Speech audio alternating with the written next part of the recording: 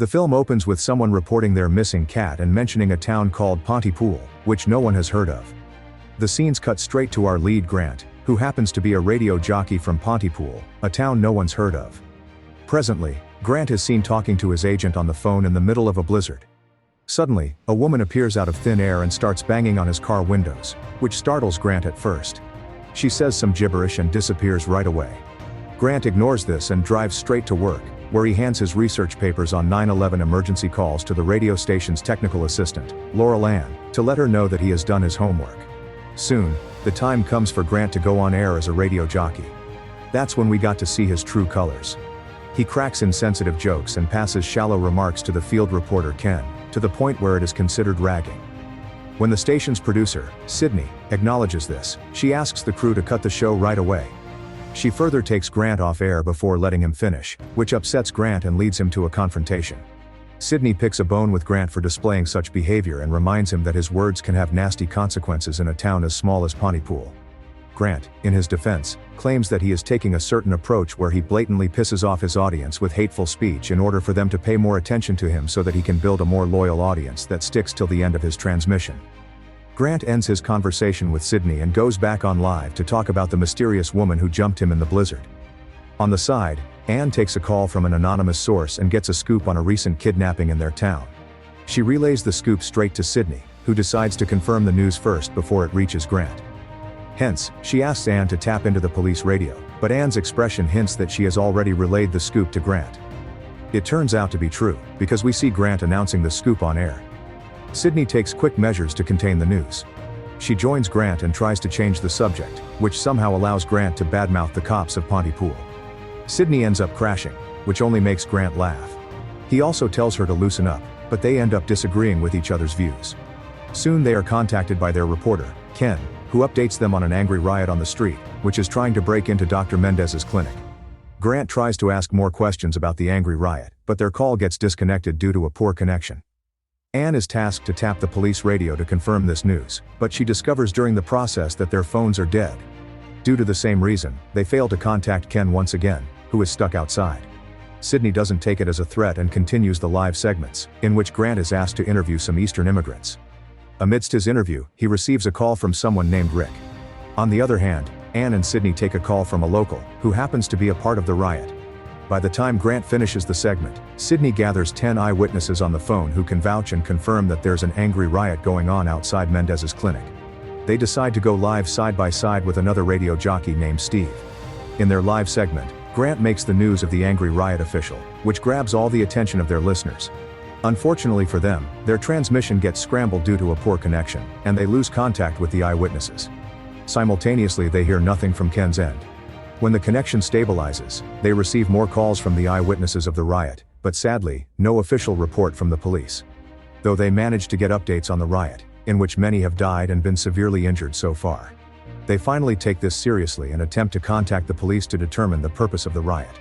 When they establish contact with a police constable named Roseland, they find out that the cops are not aware of the riot. However, they've been getting strange complaints lately. Roseland tells them that all he knows about the riot is that the people were after a patient of Mendez, whom they've killed by now, and are now acting as an organized cult. As the plot progresses, Grant is contacted by a big hotshot from BBC News, who is covering his transmission on BBC News about the riot, since Grant is the only one talking about it. When Grant shares what he knows so far about the riot, the reporter, Nigel, tries to blow it out of proportion by comparing it with Canada's history with the separatists.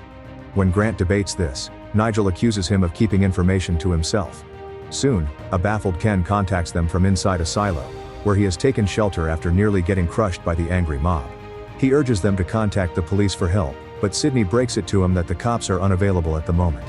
Grant cuts them off and asks Ken to do a live report right away.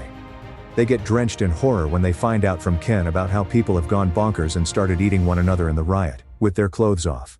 Ken further talks about a boy with missing limbs, who is unable to attack but somehow is nibbling on something. Sydney gets overstimulated to hear all this and halts Ken's report. Suddenly a French transmission takes over all the lines to convey an urgent message. Anne translates him and tells everyone that he's advising the Pontypool public to isolate themselves in their houses, avoid contact with anyone, and speak English only.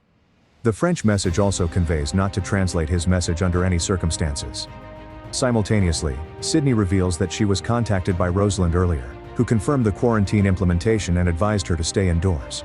The radio contacts Ken again, who claims to be unaware of the things he told them earlier. When they play his voice message for him, he reveals that it was made by another guy who was with him at the time. Grant gets flabbergasted by this and takes a break. Sydney doesn't allow it, but he still leaves, prompting Sydney and Anne to play a tape for the listeners. Anne advises Grant to stay indoors even if he's taking a break, but he listens to no one and steps outside anyway.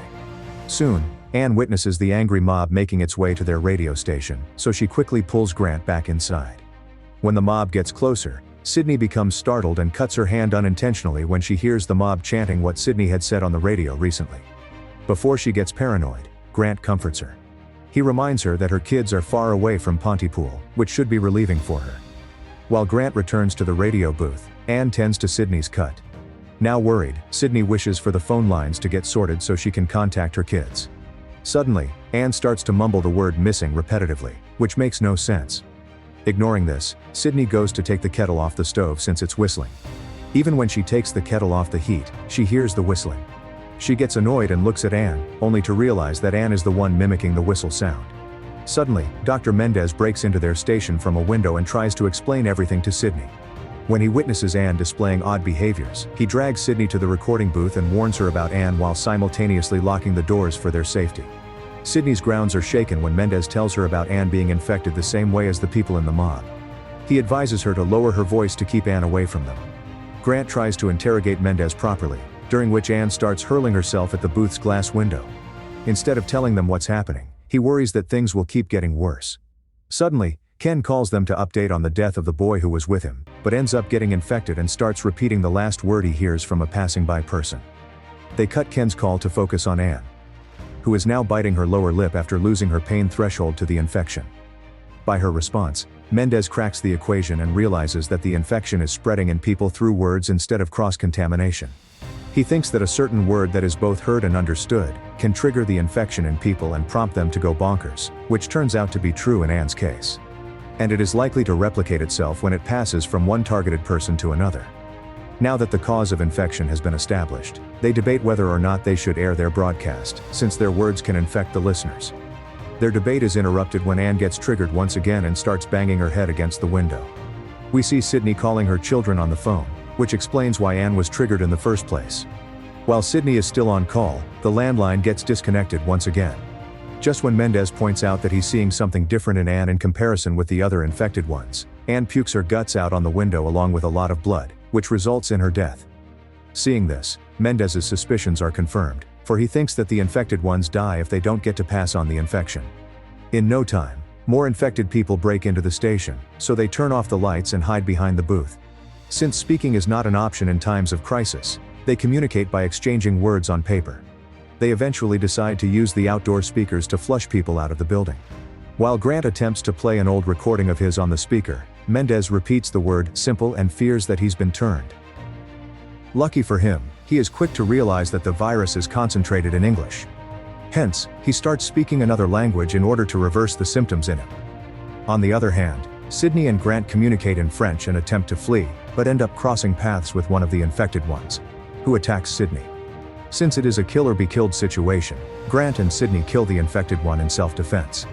After constant bickering, they come to a mutual understanding that Mendez is a potential threat to them and that he must be eliminated. While they're planning their next move, the power goes out, and someone plays the Canadian national anthem on the speakers, which brings more infected ones inside. While they make their way to the equipment room, Mendez is seen executing his plan.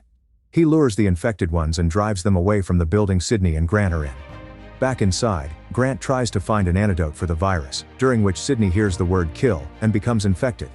She starts vigorously writing it down everywhere. Grant shoots his shot by convincing Sydney that the word she is saying is kiss, and not kill. Strangely, this works out. Sydney returns to her normal state, in which she kisses Grant for saving her. Now together, they decide to go on live transmission and utter contradictory and nonsensical statements in hopes that it might cure their infected listeners. The authorities hack them and threaten to stop what they're doing, but they continue to do so. The authorities give them a countdown before taking action against them, so they share a brief kiss, knowing that this is the end for them. Soon the authorities bombard their building and have them killed, and this is where the movie ends. I'm sure you liked the story recap. Please don't forget to like and subscribe for more amazing recaps like that.